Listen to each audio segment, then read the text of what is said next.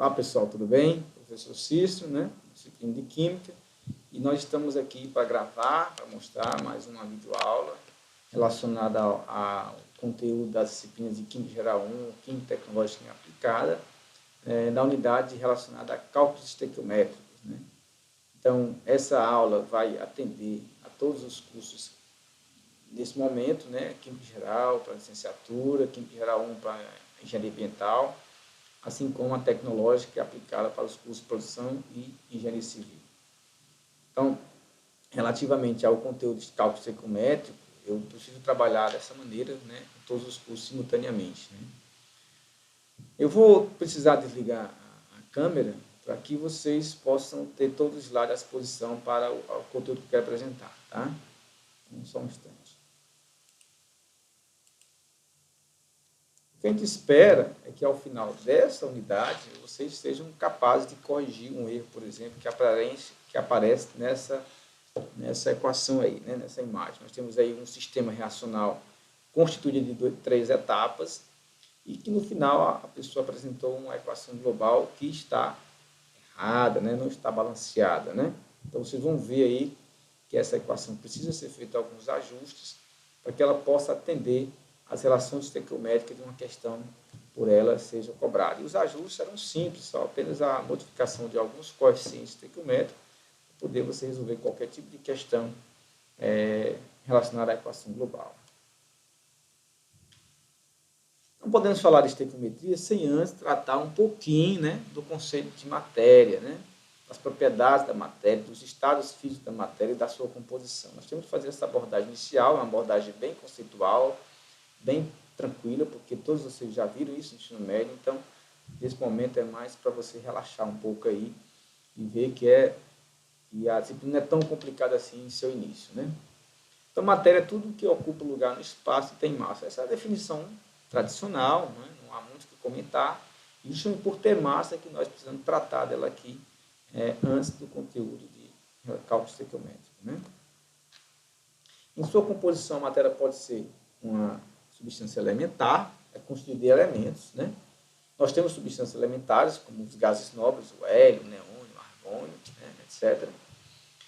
Ela pode ser constituída de substâncias simples, que são aquelas substâncias, aquela matéria, melhor dizendo, cuja molécula é formada pelo mesmo tipo de átomo, um exemplo do gás oxigênio, o O2, do gás hidrogênio, enfim, todos aqueles gases diatômicos, de modo geral, N2, Flu2, etc., né? Ela pode ser uma matéria de composição de um composto. O que é um composto? É uma substância cujas moléculas são formadas por 2 ou mais tipos de átomos, né? Exemplo de composto: a água, né? O H2O, tem o hidrogênio e o oxigênio em cada uma das suas moléculas, né? A amônia, já falei um pouquinho na introdução, NH3 tem o nitrogênio, o hidrogênio, o ácido nítrico, né? O HNO3 tem o hidrogênio, o nitrogênio e o oxigênio. Então, todas essas moléculas que têm 2 ou mais tipos de átomos são chamadas de compostos, né? E as misturas, né? Que é um apanhado de tudo isso no mesmo recipiente, formando um corpo, formando a matéria, né? Um exemplo bem prático, o ar atmosférico, né? Que tem na sua composição diversos gases, dentre os quais o nitrogênio, né? O que é o predominante, né? O oxigênio, né? E diversos gases nobres associados. As misturas, como eu já disse, são formadas por 2 ou mais substâncias, denominadas de componentes. Nós temos as misturas homogêneas e heterogêneas, né? As heterogêneas são aquelas que têm um aspecto visual não uniforme, como essa amostra desse granito, né? Mineral, muito comum aqui na região de Quixadá, que tem em sua composição o quartzo, o feldespato e a mica, né? Que são 3 tipos de componentes nessa amostra desse mineral, né? E nós temos as misturas homogêneas, são aquelas que têm aspecto visual uniforme. Por exemplo, desse beck contendo essa solução aí azulada, né? Essa solução certamente foi uma mistura de um líquido, possivelmente água, né? Com esse composto azul, esse sólido azul, melhor dizendo, deve ser um sal solúvel, evidentemente, né? E ao fazer essa solubilidade, você tem um corpo, uma matéria, aí, uma mistura, com um aspecto visual uniforme. Então, são misturas homogêneas, também chamadas de soluções, que há um estudo à parte que será feito, por exemplo, nas disciplinas de Química Geral 2, para a Engenharia Ambiental e para a Química, licenciatura, e também para a Química Aplicada ainda nesse semestre. Né?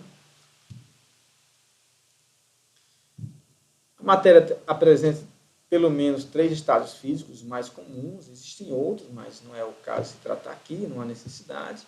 E os 3 que nós trabalhamos, né, que nós temos que saber, né, algumas características desses estados, são o estado sólido, líquido e gasoso. Né? Então, uma mesma substância, uma mesma matéria, sendo ela pura ou mistura, ela pode se apresentar nesses 3 estados físicos, mudando apenas a sua temperatura. Né? Por exemplo, a água, se você tiver uma temperatura muito baixa, abaixo de 0 graus Celsius, na pressão atmosférica, ela vai se apresentar no estado sólido, gelo. Né? Se você tiver uma temperatura ambiente, 25, 30 graus Celsius, ela vai estar no estado líquido. Se você aquecer um pouco, acima de 100 graus Celsius, ela vai se apresentar no estado gasoso. Então, a mesma substância pode apresentar esses 3 estados físicos, mudando apenas a sua temperatura. E o que esses estados físicos têm de propriedade? O estado gasoso é o estado mais caótico, né? É aquele estado cujas moléculas, cujos átomos estão afastados um do outro, não há interação entre essas moléculas, tá certo? É um estado cujo volume e a sua forma é altamente dependente do recipiente que o contém. Tá? Então, um gás, por exemplo, numa sala, né, ele está atendendo ao formato e ao volume daquela sala. Né? É diferente do líquido.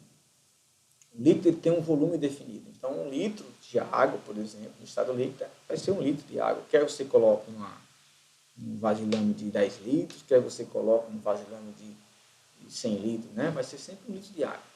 Agora, o formato do líquido ele é dependente do formato do recipiente que o contém, porque as suas moléculas têm maior mobilidade entre si, então elas vão se adaptar ao formato do recipiente que o contém. Então, se eu colocar no formato de um becker, né, cilíndrico, ele vai ter aquele formato cilíndrico. Se eu colocar nessa garrafa aí da imagem, vai ter essa parte no meio mais alongada. Né?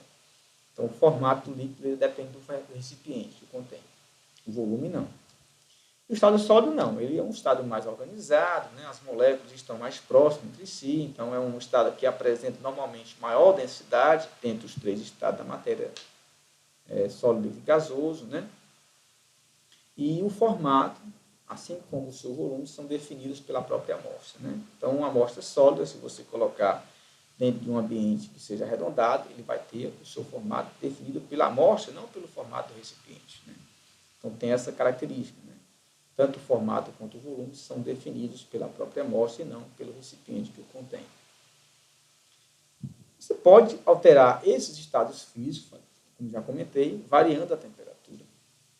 Então, uma amostra de gelo, por exemplo, que esteja a menos 10 graus Celsius, se você submeter essa amostra a um aquecimento, né, ao chegar em 0 graus Celsius, isso numa pressão de 1 atm, né, esse gelo começa a sofrer uma mudança de fase, né, chamada de fusão, e a passagem para o estado líquido, não é isso? Se você continuar o aquecimento, quando todo o gelo sofrer a fusão, a temperatura desse líquido vai começar a aumentar, e ao chegar na temperatura de ebulição, né, que no caso da água é em torno de 100 graus Celsius, né, a pressão de 1 atm é 100 graus Celsius, essa água começa a sofrer um processo chamado de ebulição, que são aquelas bolhas que a gente vê, por exemplo, numa panela aquecida num fogão, né? Aquelas bolhas com alta energia saindo daquela amostra. Aqui são bolhas de gás que saem pela superfície, porque a pressão gerada nessa bolha é maior do que a pressão sobre a superfície do líquido, que é a pressão atmosférica, maior ou igual. Então, ele começa a sair de forma mais violenta, melhor dizendo assim. Então, do sólido para o gasoso, você tem que aquecer a amostra. São etapas que consomem energia, são etapas endotérmicas, né? Então, a fusão e a vaporização são etapas que consomem energia. O contrário também pode ser feito, porque esse processo pode ser reversível. Né? Então, você tem uma amostra gasosa, você pode colocar em um refrigerador, ele pode se converter ao líquido, e, por sua vez, pode se converter a um sólido. Né? nas etapas de condensação ou liquefação, quando sai do gasoso para o líquido, e solidificação, quando sai do líquido para o sólido, né? A transformação do sólido para o gasoso ou do gasoso para o sólido diretamente, sem passar pela fase líquida, é chamada de sublimação. Ok? Então, veja, do gasoso para o líquido, do líquido para o sólido, são etapas que liberam energia, tiram a energia da amostra, né? Então, são etapas exotérmicas. Bom, para poder fechar essa imagem aí. Como propriedade também, né, além das temperaturas de ebulição e de fusão que uma substância pura tem, ela tem também a sua densidade. Então, as amostras, as substâncias puras, têm uma densidade única, uma propriedade física intensiva. Né? 1 litro de água, por exemplo, puro, terá uma densidade de 1 grama por centímetro cúbico, né? Que é a unidade de densidade. Seja 1 litro, seja 100 litros, a densidade é uma propriedade única, um valor único se a minha amostra for uma substância pura.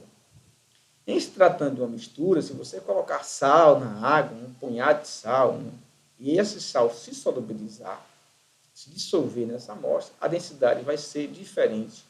Então, numa substância pura, a densidade é única, numa mistura ela pode variar. O que é densidade? Nada mais é do que a relação entre massa de um material e o volume por ele ocupado. E essa imagem procura mais ou menos retratar isso, né? Nós temos aí nessa figura três beckers contendo material, né, de densidades diferentes. Né?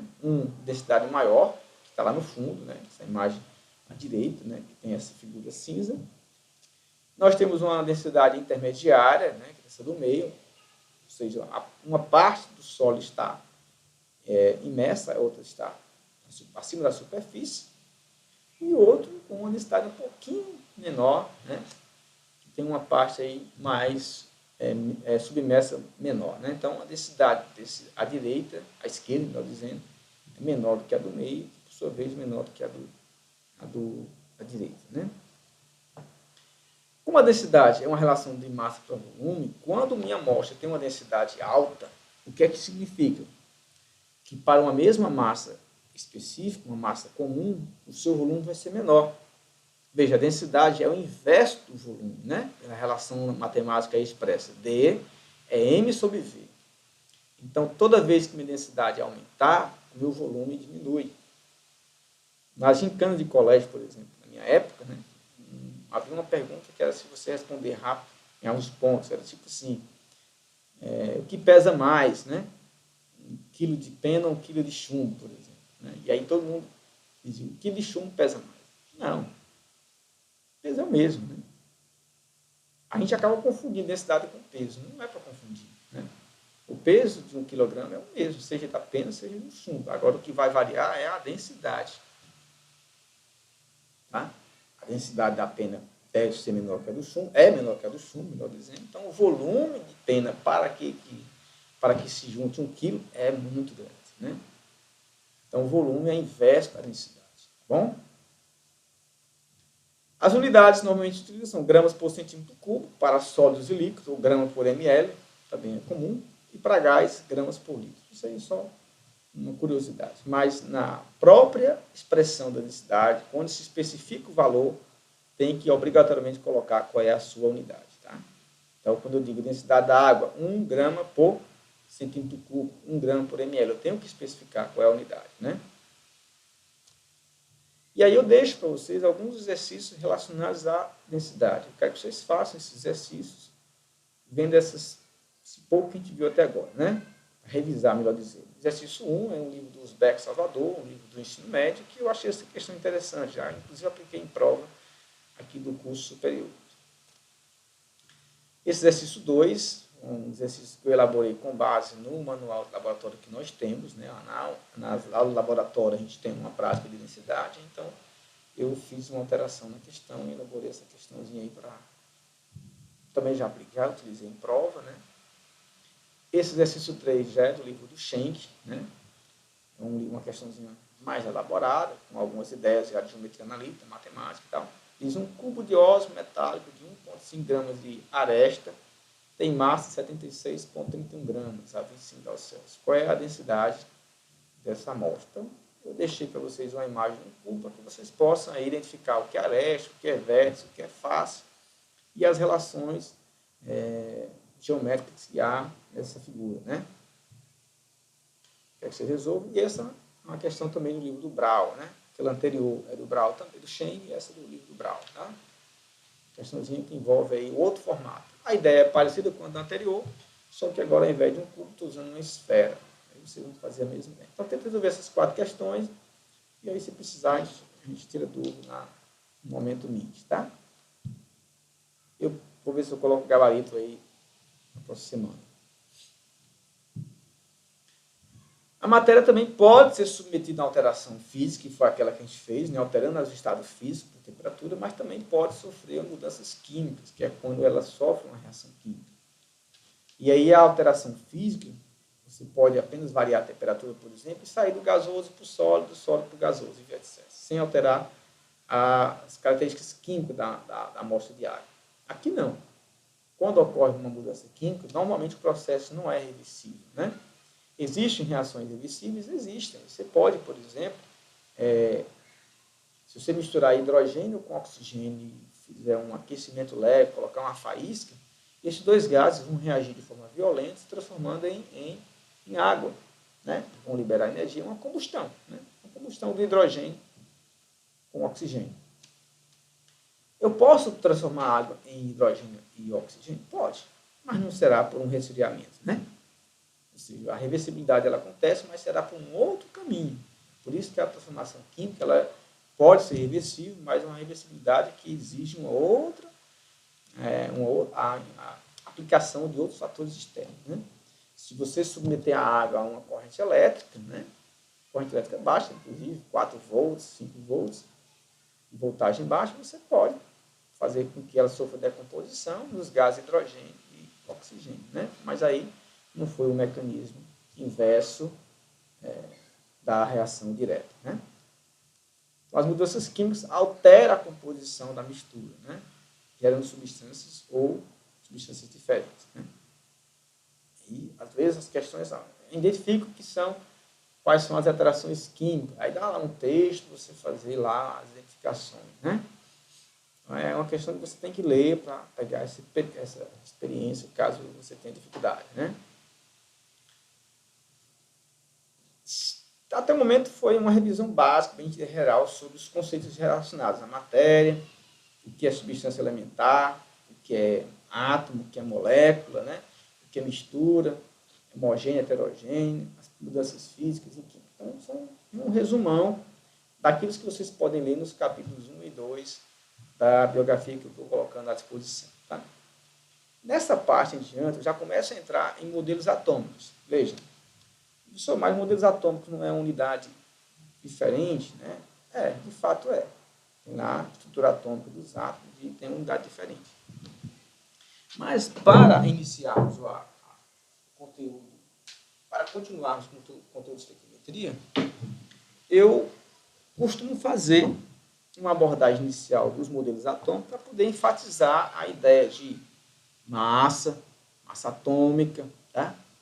Massa molar, número de mols, e aí eu continuo com estequiometria. Então, às vezes, eu costumo fazer essa abordagem aqui e confesso a vocês, é muito interessante fazer assim, tá? Não tem problema nenhum, não interfere em nada no entendimento posterior de estrutura atômica. Então, dentre os modelos atômicos que existem, eu costumo destacar esses 5, né? O modelo de Dalton, né? Que é o da esfera rígida, o modelo de Thomson, de uma massa contendo carga positiva, dentro da qual existem os elétrons de cargas negativas. Então, começou a surgir aí as partículas de cargas carregadas, né? Negativamente, positivamente. Aí, evoluiu-se para o modelo de Rutherford, né? O modelo nuclear, no qual as partículas de carga positiva não estão mais tão dispersos como estavam no modelo de Thomson, passou a ocupar o núcleo do átomo, né? E os elétrons que antes estavam incrustados, né, como um pudim de pasta, como diz o modelo, dentro dessa massa positiva esverdeada, né, passou agora a ser algo que se movimenta em torno desse núcleo, né? ocupando uma outra região chamada eletrosfera. Então, de Thomson para Rutherford, desses modelos, houve uma mudança aí, né? O átomo passou a ter duas regiões, uma região nuclear e uma região eletrosférica, né? Na eletrosfera, se concentra os elétrons com cargas negativas e em movimento, e no núcleo você se concentra a massa e as cargas positivas desse átomo, né? Esse modelo nuclear foi sofrendo mudanças para que pudesse adaptar às condições, às experimentações físicas, né? As teorias da época, para o modelo de Bohr, que também é nuclear, evidentemente, com os elétrons já em movimentos em órbitas, né? Em regiões já pré-definidas de energia, etc. Né? E, por fim, nós temos um modelo aí mais confuso, né? Do ponto de vista da imagem, né? E já não traça assim, umas linhas indicando os elétrons. Né? Os elétrons é como se fossem coisas que estão em todo o volume, em torno da região atmosférica ao mesmo tempo. Né? É o modelo da mecânica quântica, né? Justamente vai trazer a ideia de que os elétrons em movimento, por terem massas pequenas, né, e velocidade altíssimas, vão desenvolver movimentos ondulatórios, e nesse movimento ondulatório não tem como identificar qual é a sua órbita, qual é o seu caminho. Ele pode estar em qualquer lugar simultaneamente, claro, em energias definidas. Né? Então, indo um pouquinho mais detalhado, né, sendo um pouquinho mais detalhista, melhor dizendo, o átomo de Dalton ele é definido como uma minúscula partícula invisível, unidade básica, formadora de toda a matéria. Isso aí é um pensamento filosófico que foi por ele, né, transformado em uma definição de átomo com base nas leis ponderais, na lei de Lavoisier, né, a massa constante, a lei das proporções definidas, enfim, as leis ponderais que deram um embasamento experimental para esse conforto teórico do modelo de atômico de Dalton. Né? Destaquei alguns dos seus postulados. Né? As substâncias são formadas por átomos, isso aí é verdadeiro. Né? As substâncias são formadas por átomos, mesmo que seja molecular a substância, a unidade, né, que representa a substância de modo geral em termos de propriedade, essa molécula é formada por átomos. Né? As substâncias simples ou elementos são formadas por átomos simples, também é verdade. Dalton definiu a substância simples como se fosse átomos simples. Né? Átomos de um mesmo elemento são idênticos em todos os aspectos. Aí é um postulado meu que tem uma certa falha, né? Porque nós vamos ver daqui a pouco que alguns átomos possuem isótopos. E esses isótopos são do mesmo elemento, mas têm propriedades diferentes. Né? Não são idênticos em todos os aspectos. Por exemplo, o hidrogênio tem 3 isótopos, né? O deutério e o trítio. Né? E esses isótopos pertencem ao mesmo elemento, evidentemente, mas têm massas diferentes. Então, não são idênticos em todos os aspectos. Né? Os átomos de substâncias diferentes possuem propriedades diferentes. Isso aí é verdade. Né? O hidrogênio difere do oxigênio, difere do nitrogênio, e assim sucessivamente. Né? A combinação de átomos simples idênticos forma as substâncias simples. Isso aí já foi definido dessa maneira mesmo. H2, O2, N2 são substâncias simples que são formadas do mesmo elemento, átomos do mesmo elemento. Né? E se forem átomos diferentes, formarão os compostos. Né? Em seus rascunhos originais, é possível você encontrar na internet, por exemplo, essa imagem, né, que eu encontrei aí nessa internet, que isso mostra que Dalton procurou até colocar formatos, atribuir símbolos para os elementos químicos. Então, o hidrogênio é um círculozinho com um ponto, o nitrogênio tem um traço. Então, ele começou a atribuir formatos, já criando, evoluindo em termos de pensamento, né? Dando já características próprias para as simbologias, né, dos elementos. E com base na simbologia, ele procurava explicar a formação das moléculas dos compostos. Por exemplo, ele imaginou que a água fosse formada por um átomo de hidrogênio ligado ao oxigênio, a um átomo de oxigênio. Então, uma das suas teorias é de que as substâncias compostas, que eram formadas por 2 elementos, por exemplo, era obrigatório que existisse uma substância formada por de um para um, ou seja, um átomo de um ligado a um átomo do outro. Então, para Dalton, a água, a sua molécula era formada por um átomo de hidrogênio e um átomo de oxigênio. Tá? Então, para ele, tinha que existir uma substância mais simples possível, que seria essa. Claro que isso vale para alguns, vale para, por exemplo, carbono com oxigênio. Né? Carbono, existe a molécula de CO, existe o CO2. Então, existe a molécula mais simples possível, que é um átomo de carbono ou um de oxigênio. Mas isso nem sempre vai acontecer com todos. Né? A água, por exemplo, é um H2O. Isso foi depois provado, né, foi demonstrado pela lei dos gases, que para que você fizesse a combinação ideal, eu tinha que gastar 2 volumes de hidrogênio para cada volume de água. Então, naquele momento, a explicação mais óbvia é que na molécula de água deveria existir 2 átomos de hidrogênio para cada átomo de oxigênio. E não como havia previsto Dalton, que seria de 1 para 1. Então, ele evoluiu um pouco em termos de ciência, porque ele começou a fazer previsões do formato das substâncias. Claro que ele errou alguns, errou vários, inclusive, mas deixa de ser um ganho, né, intelectual. Os modelos foram evoluindo para modelos com partículas elétricas. Né? Thomson começou a verificar que a matéria, quando submetida a uma diferença potencial, ela emitia partículas de cargas carregadas, né? E que essa emissão de partículas emitia sempre uma partícula de carga negativa. Como foi que ele fez isso? Ele aplicava a diferença potencial numa amostra, né, um vidro, e criava-se um feixe de luz, como mostra essa imagem. Né? Você tem uma bateria para representar essa diferença potencial, e aí, quando acontecia um potencial muito alto, acontecia de emissão de um feixe de luz, saindo de um eletrodo para outro. Né? E ao analisar as propriedades desse feixe de luz, ele percebeu que, submetido a um campo elétrico, o que é um campo elétrico? Você coloca placas carregadas, né? Aí coloca placas planas, e nessas placas carregadas você separa carga positiva e carga negativa. E esse feixe de luz, quando passava por entre essas placas, eles desviavam o caminho na direção da placa positiva, ou seja, sofriam uma atração com a placa positiva, indicando que esse feixe era formado por partículas de cargas negativas. Ele comprova ainda mais isso aplicando o campo magnético, né? Que é representado por essa linha azul aí, esse formato azul, SN, que são os polos norte e sul do ímã, por exemplo. Né? Ajustando esses desvios, né, entre o campo elétrico e o campo magnético, ele pôde calcular, né, a relação entre a carga dessa partícula ou desse feixe, né, e a sua massa. Né? Ele chegou a essa constante importante, que é a constante de Thomson para a relação carga-massa de um elétron, né? De 1,76 vezes 10 a 8 coulomb por grama.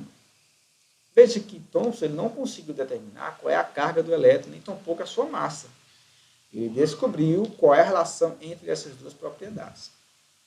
Então, se por um outro experimento se determinasse uma dessas propriedades, eu poderia encontrar a segunda. Né? Isso foi feito, evidentemente, por um outro pesquisador, chamado Robert Andrews Millikan, um americano, que, através de experimento da gota de óleo, vocês devem ler a respeito desse experimento, não vou tratar de tanto detalhe aqui, ele conseguiu determinar a carga elementar do elétron, tá? De 1,6 vezes 10 a menos 19 coulomb. Como é uma partícula de carga negativa, tem um sinal negativo ao seu lado, tá? Então, leiam sobre esse experimento, mas de forma resumida, como é que é? Ele borrifava um tipo de óleo dentro de uma vidraria, e nessa vidraria havia uma placa superior positiva, sobre a qual havia um orifício no seu centro. Né? Nesse orifício podiam passar algumas gotas de óleo. Essas gotas eram, em seguida, ionizadas para adquirir cargas negativas. Então, nesse segundo compartimento aí dessa imagem, o que acontecia? Uma gota de óleo, que eu vou representar por essa bolinha, ficava submetida a duas forças. Uma força de atração com a placa superior positiva, porque ela estava negativamente carregada, ela sofreu uma atração com a placa de cima, e uma força-peso impulsionando ela para baixo.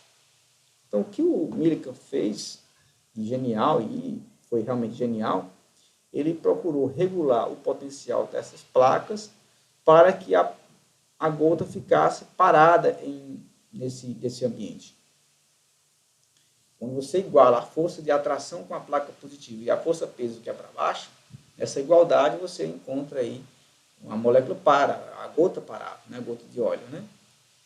E aí, quando a gota estava parada, ele olhava para o microscópio e ele conseguia determinar qual era a...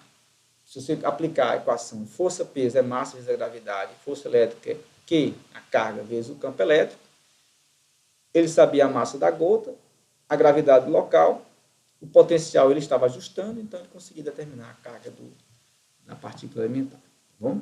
Então, é um experimento que vocês devem ler a respeito, nesse momento, nesse nível. São questões mais... É um texto bem teórico, explicando, tal. Mas vocês podem evoluir para os cálculos, né? No livro do Atkinson, no livro do Marra, né? Há lá um apanhado de cálculos mostrando como ele, de fato, determinou esse Q. Né? Aqui não é o caso, não é para a gente detalhar tanto assim.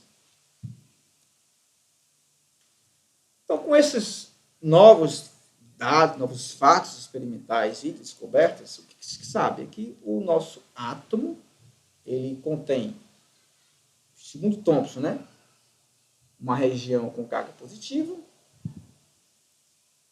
umas partículas, melhor dizendo, de carga positiva, chamada de prótons, ele tem elétrons de cargas negativas, e ele tem, para justificar alguma massa que não seja exatamente igual ao total de prótons, nêutrons, né, que são partículas que não têm carga, mas têm massa, né? Então, essas três partículas são as partículas fundamentais de um átomo, né? Os elétrons, os prótons e os nêutrons, né? Claro que aí aparece aí nêutron formada por gluon, por quarks, etc. Mas não é o caso aqui de nós precisar entender. Essa tabela aqui é mais importante, né? A partícula elementar, quais são? Elétrons, prótons e nêutrons. A massa relativa que tem aí, tá? A massa de um próton é equivalente à massa de um elétron, de um nêutron, melhor dizendo, desculpa, né? E ela é muito, muito maior do que a massa do elétron. Então, a massa do elétron, normalmente, ela é desprezada nos cálculos estequiométricos, porque ela é muito, muito menor. Coisa de 2.000 vezes menor do que a massa de um próton. Tá?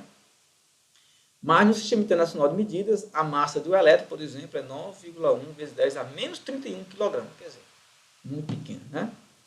Em termos relativos, é o que nos interessa, a massa do próton é equivalente à massa de um nêutron.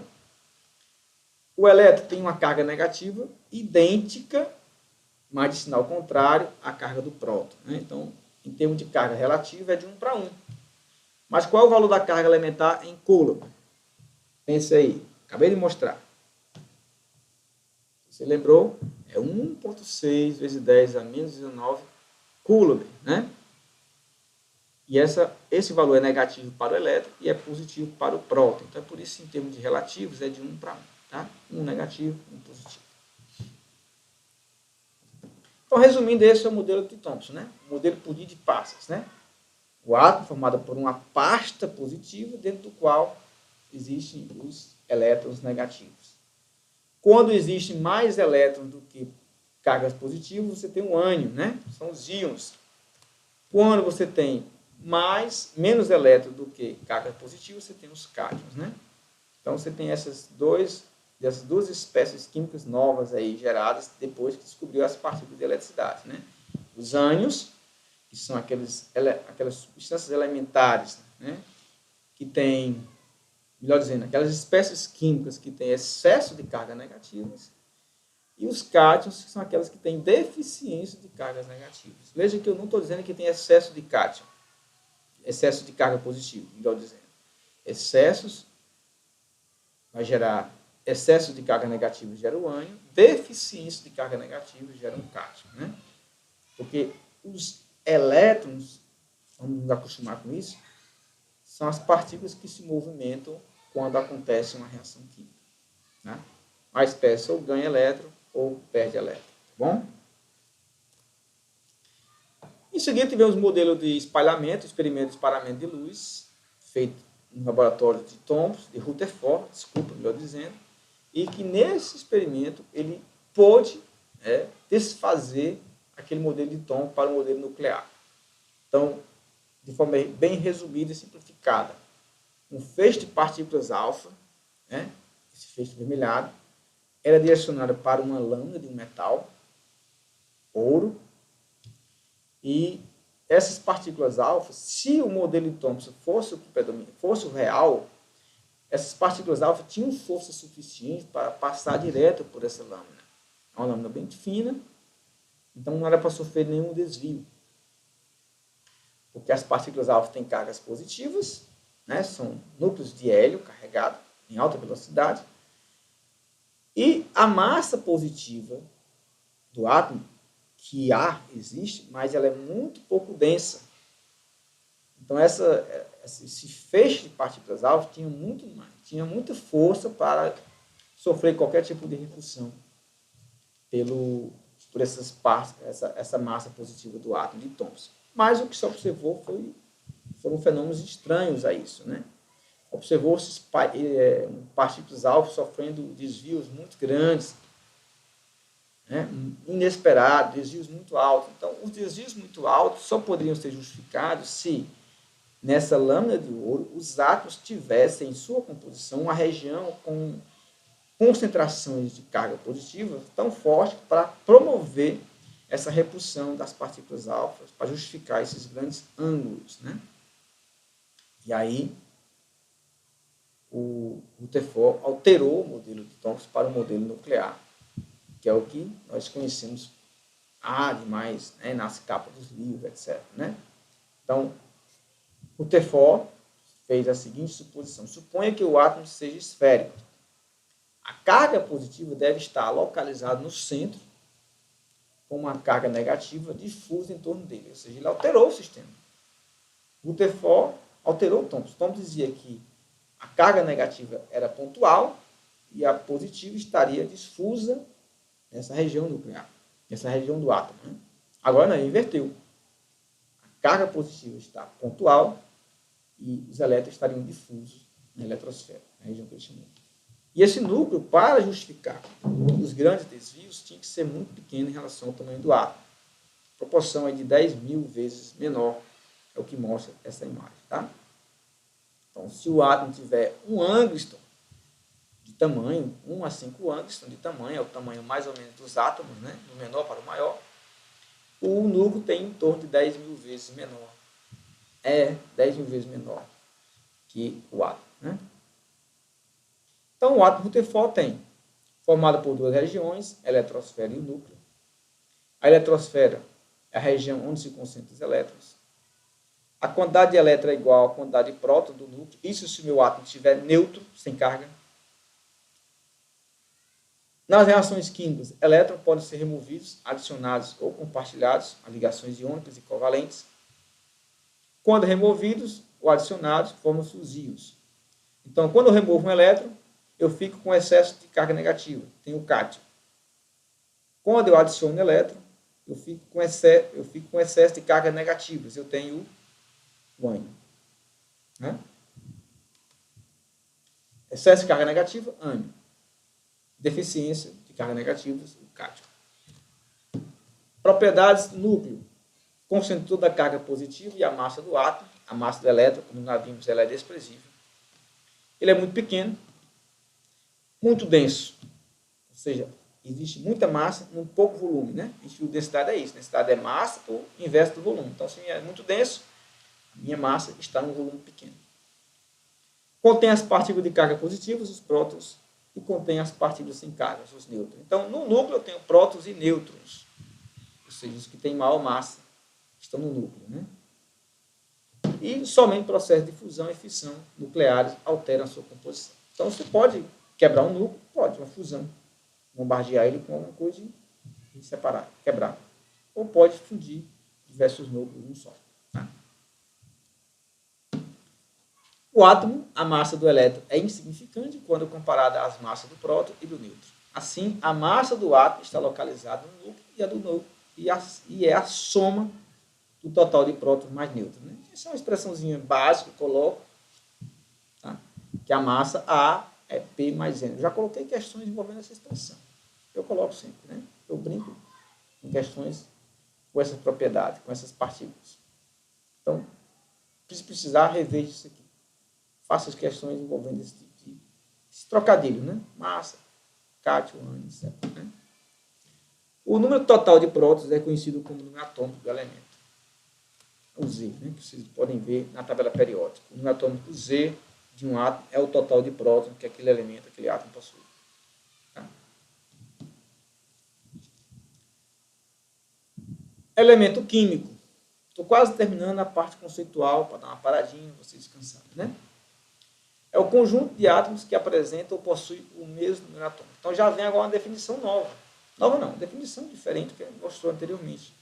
Elemento é o conjunto de átomos que tem o mesmo número atômico. Tá? Não são átomos que são iguais, né, em todos os aspectos, porque existem isótopos. Nós usamos símbolos para representar esses elementos. Dalton usou símbolos específicos. Nós vamos usar agora os símbolos que estão na tabela periódica. Então, nós temos uma imagem que representa a tabela periódica. Basicamente, todos os elementos até então reconhecidos. E eu gostaria de destacar um detalhe. Toda tabela tem a sua legenda. Esse quadradinho verde destacado aí, né? Para o elemento hidrogênio. Nessa legenda está dizendo que são as coisas. Está dizendo onde está o número atômico, está dizendo onde está o símbolo, onde está o peso, que é a massa, e onde está o nome do elemento. Então, procure identificar, quando receber uma tabela periódica, qual é a legenda, para não confundir os valores, os números. Muito comum alunos trocar número atômico por massa e vice-versa. E aí erram demais cálculos estequiométricos, porque usam no lugar da massa, usam o número atômico. E eu digo sempre, na dúvida, a massa é maior do que o número atômico, se houver diferença. Isso quase sempre tem, né? São poucos que são iguais. Acho que só o hidrogênio é igual. Tá bom? Então a massa é maior do que o número atômico. Fique atento para isso. Algumas informações. O zinco, né? Um elemento importantíssimo para os processos metabólicos, fortalece o sistema imunológico da pessoa. É um elemento de defesa, né, do organismo. Então, você tem que ter zinco na sua corrente sanguínea, no seu metabolismo. Né? Então, alimentos de carne vermelha, amêndoas, castanha, amendoim, algum tipo de verduras que tem zinco. Um metal é utilizado na construção civil, né? Aquelas placas de zinco, ele é um metal utilizado para fazer a proteção do aço, né? Porque ele sofre uma oxidação com mais eficiência. Mas ele é utilizado na construção civil também para fazer telhado, para calhas, porque ele tem uma resistência muito grande a um processo de degradação. Ele se oxida, mas ao se oxidar, ele forma uma camada protetora que perpetua aí o seu uso nessa aplicação. Quando o organismo está com deficiência de zinco, suas unhas ficam com essa listinha branca aí, né? Procure se alimentar, se você tiver com essa listinha branca, um pouquinho mais de zinco para fortalecer o seu sistema imunológico, tá bom? Ferro, né? Ferro também é necessário para o sangue, para você ter transporte de oxigênio, para você ter energia, você fazer toda a sua atividade com força, vitalidade, não ficar sonolento. Então, se está sonolento toda hora com preguiça, é porque você deve estar com anemia. Coma carne vermelha, coma ovo, verduras como couve-flor, brócolis, feijão, está caro, mas tem que comer. Faça suco com prego. Opa, desculpa, brincadeira, né? Mas você pode fazer realmente ferver água com prego e aí aquela água fazer um suco. Não vai comer o prego, evidentemente. Radônio, gás nobre, né? Um elemento que se surge dos processos radioativos. Então, quando há um processo radioativo, libera muito radônio. E ele é um gás que tem muita energia cinética. Então, ele pode provocar alterações no organismo? Pode.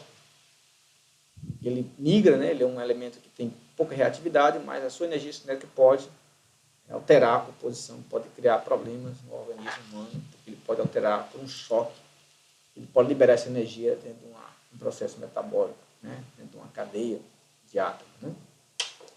Fósforo é essencial para as plantas, né? Produzir as suas enzimas, suas proteínas. Então, você tem que colocar fertilizantes, tem que ser enriquecido com fósforo, fosfato, né? Existe o fósforo branco, o fósforo vermelho. Um é estável, o outro é muito instável, né? O fósforo branco você tem que ter cuidado, não pode ter cuidado. Né? O vermelho é aquele que risca, né? Que queima, sofre combustão fácil, mas ele é mais controlável, né? Suas características, né? Galho e silício, né? São dois elementos químicos importantíssimos para as telecomunicações, porque eles são semicondutores e a partir dessa propriedade de semicondução se elabora os circuitos elétricos, os circuitos de transmissão de memória, de computadores, de chip, de modo geral. Tá?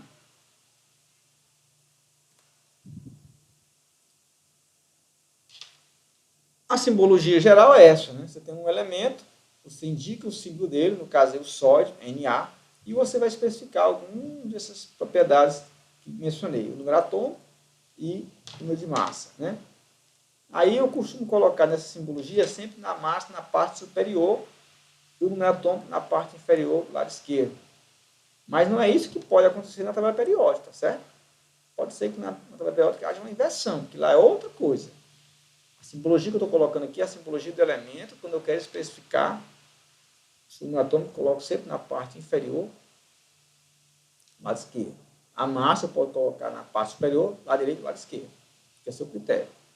Se houver carga a especificar, se fosse o íon sódio mais, aí obrigatoriamente a massa ficaria no lado esquerdo, na parte de cima, e a carga no lado direito, na parte superior também.